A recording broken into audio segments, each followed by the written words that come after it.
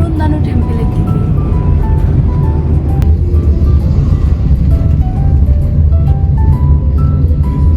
পাহাড়ি রাস্তা, কিন্তু রাস্তাগুলো খুব ভালো। যেটা আমরা শুনেছিলাম রাস্তাঘাট খারাপ সেরকম কিন্তু খুব একটা নয়, তাই না? ঠিক না? হ্যাঁ, এখনো পর্যন্ত হয়তো যাইনি আমরা হ্যাঁ। কোনো খারাপ রাস্তায়। অলমোস্ট কাল থেকে এখনো অবধি আমরা তো ভালোই পেলাম। দূরে পাহাড়ে হচ্ছে গিয়ে ওই যেরকম ভাবে আমাদের ওখানে চা চাষ হয় সেরকম ভাবে ধান চাষ হচ্ছে। কফি প্ল্যান্টেশন সাইটটা থেকে প্রায় 15-20 মিনিট লাগলো আমাদের উলুন্দানু টেম্পলে পৌঁছতে। এবার আমরা যাচ্ছি টিকিট কাউন্টারের দিকে। ওই সামনের দিকটাতে আছে টিকিট কাউন্টার।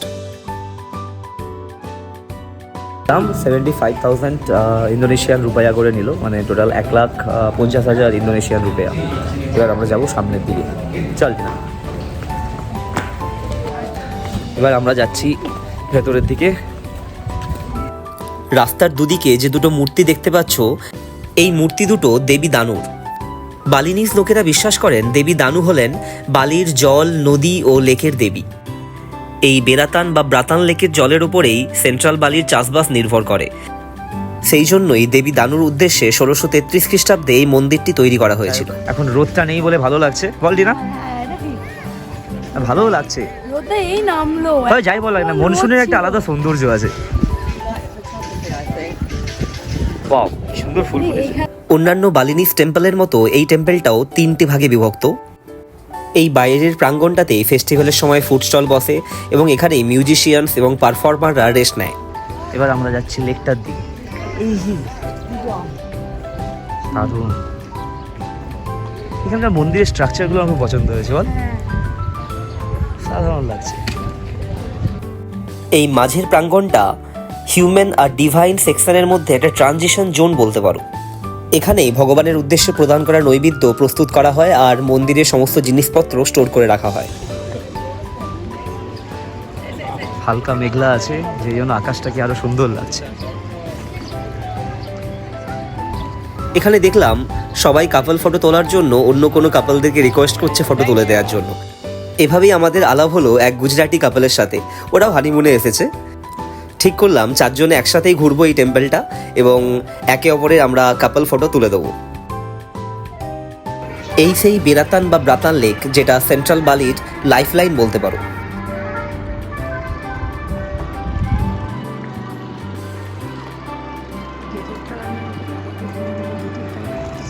পরের 1 ঘন্টা আমরা প্রচুর ছবি তুলেছি। সাথে এটা উপলব্ধি করলাম যে দেশি হোক বা বিদেশি, সমস্ত বিবাহিত পুরুষরাই বইয়ের ফটো তোলার চাহিদা ফুলফিল করতে অক্ষম। যাকগে, অনেক ফটো তোলার পর এবার আমরা এগোতে থাকলাম উলুন্দানু টেম্পল কমপ্লেক্সের সবথেকে ভেতরের ভাগের দিকে। লেকের ওপরে ওই মন্দিরটাই উলুন্দানু টেম্পল কমপ্লেক্সের সবথেকে ভেতরের ভাগ। এটা একটা শিব মন্দির।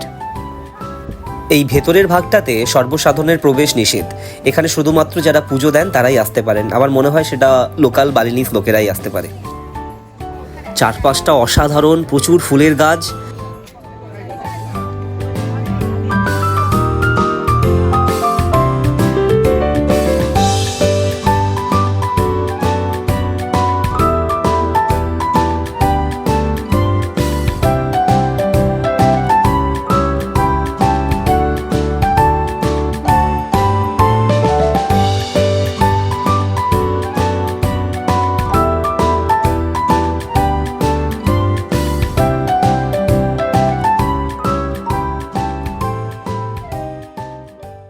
আর এই যে গেটটা, এটা তো অসাধারণ।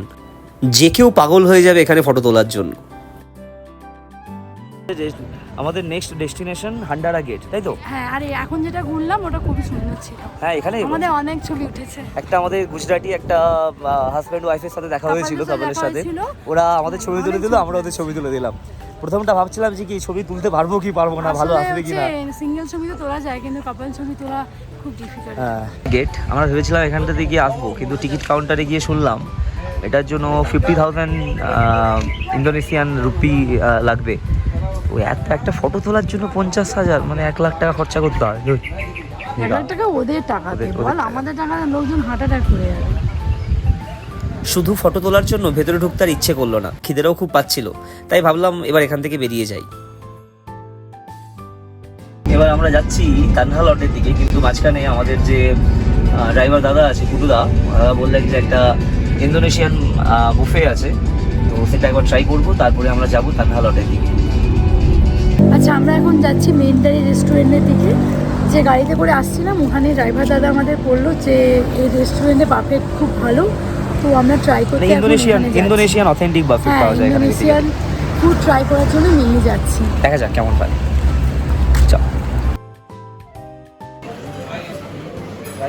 প্রথমেই ডালের স্যুপ টাইপের আছে, তো এটা নেব না, রাইসটা নিলাম। এটা কি নিলাম জানি না, কারণ নামটা লেখা নেই।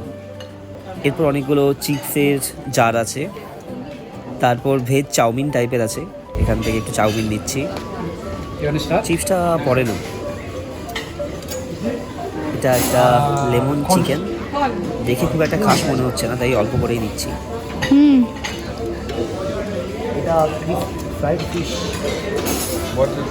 অনেকটা চিকেন পপকর্নের মতো দেখতে লাগছে, তার সাথে একটু চাটনি নিলাম। এরপর আছে চিকেন ফ্যাটে, এটা নতুন নতুন লাগছে তাই নেব। চিকেন ফ্যাটের সাথে খাওয়ার জন্য মনে হয় অনেকগুলো চাটনি আছে, তো একটু চাটনি নিলাম।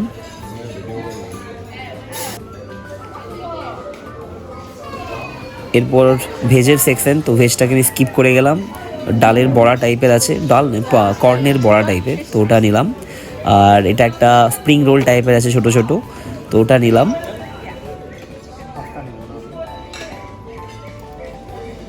আর টুকটাক ভেজিটেবলস নিলাম। ব্যাস, এবার এইগুলোই খাবো, তারপর ডেজার্ট সেকশনের দিকে যাব।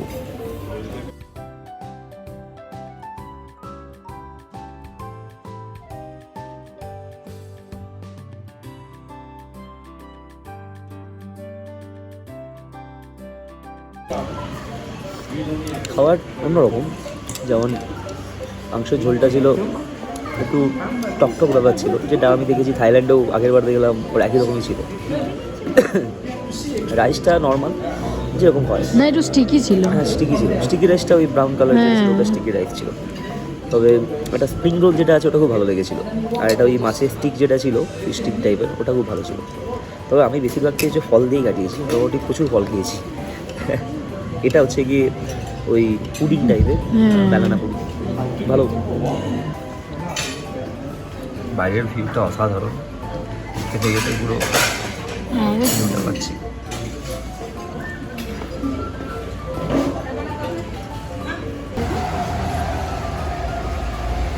এটা হোটেলটা থেকে সামনের ভিউ, লেকটা দেখা যাচ্ছে। আচ্ছা, আমরা ওই রেস্টুরেন্ট থেকে বেরালাম, এখন দেখছি এখানে বৃষ্টি হচ্ছে।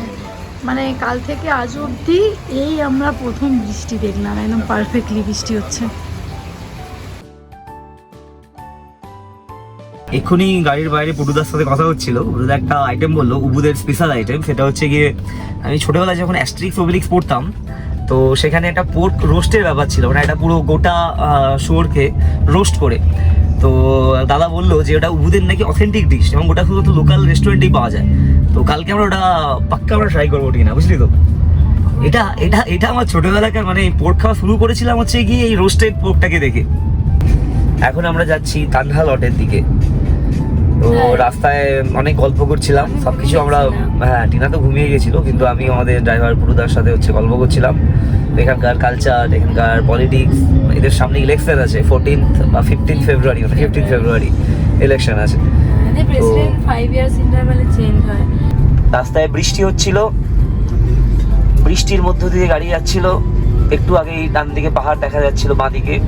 তো এখন আমরা কাছাকাছি এসে গেছি প্রায়। আমাদের পুটুদা বলল এই গেটটা হচ্ছে কি এখানকার একটা বৈশিষ্ট্য বলতে পারো, সিগনেচার। প্রত্যেকটা জায়গাতে তোমরা এরকম গেট পাবে, ইভেন কি বাড়ির গেটও জানিস কি না, ছোট ছোট হলেও না এই শেপের গেটগুলো আছে। তো আকাশ পরিষ্কার হয়ে গেছে, আমাদের তানহা লটে পৌঁছানোর মধ্যে আশা করছি পিটপিট করে আর বৃষ্টি পড়বে না। এটাই তানহা লটে যাওয়ার গেট। এখান থেকে ঢুকে সামনে কিছুটা হাঁটতে হবে মেন টেম্পলে পৌঁছতে। আমাদের ড্রাইভার পুটুদাকেও আমরা সঙ্গে নিলাম কাপল ফটো তুলে দেওয়ার জন্য। এদেরই হচ্ছে পটি থেকে কফি তৈরি হয়, এখানকার ফেমাস। আমরা সেটা খেলাম, আমিও ট্রাই করেছি, প্রচণ্ড কড়া।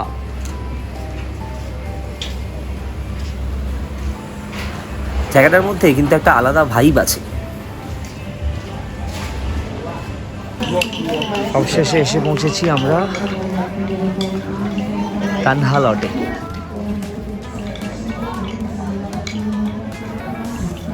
সামনের এই মূর্তিটা দেখে ভেবেছিলাম বোধহয় ভীম বা ঘটোৎকচের হয়তো মূর্তি হবে, তবে আমাদের ড্রাইভার দাদা বলল যে এটা নাকি সুকৃতির মূর্তি। আমি জায়গাটার ব্যাপারে জানতে থাকলাম আমাদের ড্রাইভার পুটুদার কাছ থেকে, আর এদিকে আমার বউ টিনা অলরেডি ছবি তুলতে ব্যস্ত হয়ে গেছে। বালির সব থেকে ভালো জিনিস হলো এখানকার ড্রাইভাররা ফটোগ্রাফার এবং গাইডের কাজটা বিনামূল্যেই করে দেয়। অন্যান্য বালিনিস টেম্পলের মতো এখানেও আমরা আউটার কোর্টইয়ার্ড থেকে যখন মিডল কোর্টইয়ার্ডের দিকে যাচ্ছিলাম এই দরজাটার মধ্য দিয়ে, তো এইদিকে আসতেই দেখলাম সামনে সমুদ্র, একটা অসাধারণ দৃশ্য। পুটুদা বললো এটা হচ্ছে গিয়ে আসল টেম্পল, আর একটা আছে সমুদ্রের ওপরে, দেখাবো সেটা পরে।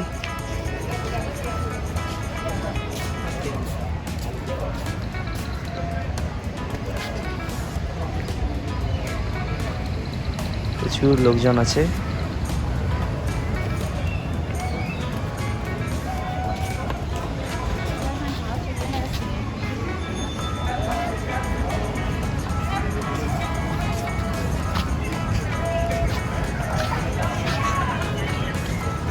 এই প্যাটেল না, উলুন্দানু টেম্পলের সেই কাপলটার সাথে আবার দেখা। ওদের সাথে একটু কথা বলে আমরা এলাম সমুদ্রের ওপর যে টেম্পলটা আছে ওই দিকে। তবে এই দিকটায় প্রচণ্ড ভিড়, কোনো রকমে কয়েকটা ফটো তুলে আমরা এখান থেকে বেরিয়ে এলাম। ওই দিকটাতে প্রচণ্ড ভিড় ছিল বলে আমরা অন্য সাইডটাতে এলাম কানহা লটের। আমাদের সেই সকালবেলার বন্ধু প্যাটেলরা বললো যে এইদিকে নাকি অনেকগুলো ভালো ভিউ পয়েন্ট আছে, দেখা যাক। এই টিনা, এই যে তুই সেই ফুলটা এটা কানে দিয়েছিলি রে, এটা কি ফুল বলতো? কলকে। কলকে ফুল জানিস?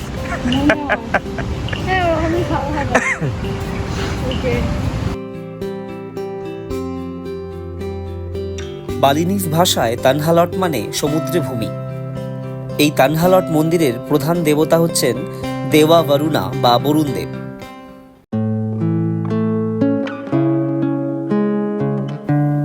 এখানটাতে এসে এই নীল সমুদ্র, পাহাড়, মন্দির এসব দেখে মনে হচ্ছে যেন সারাদিন ধরে এখানেই বসে থাকি।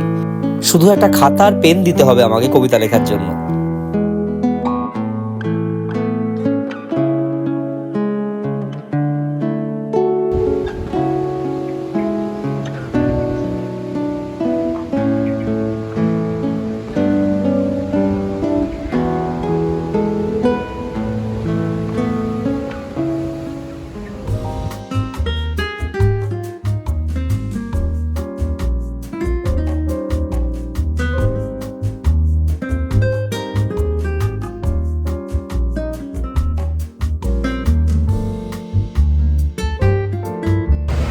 আমরা এখন ফিরছি।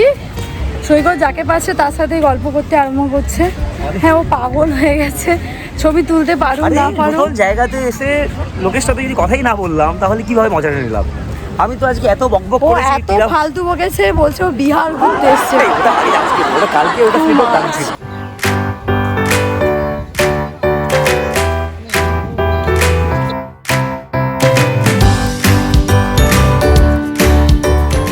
তো পুটুদা এরকম বলছিল এখানকার একটা প্রধান জীবিকা হচ্ছে কি আর্টের ওপর। সত্যি অসাধারণ বানিয়েছে সব। এটা তানহা লটের আগে পড়বে। আজকের মতো আমাদের এই ব্লগটা এখানেই শেষ করছি, আবার দেখা হবে পরবর্তী এপিসোড।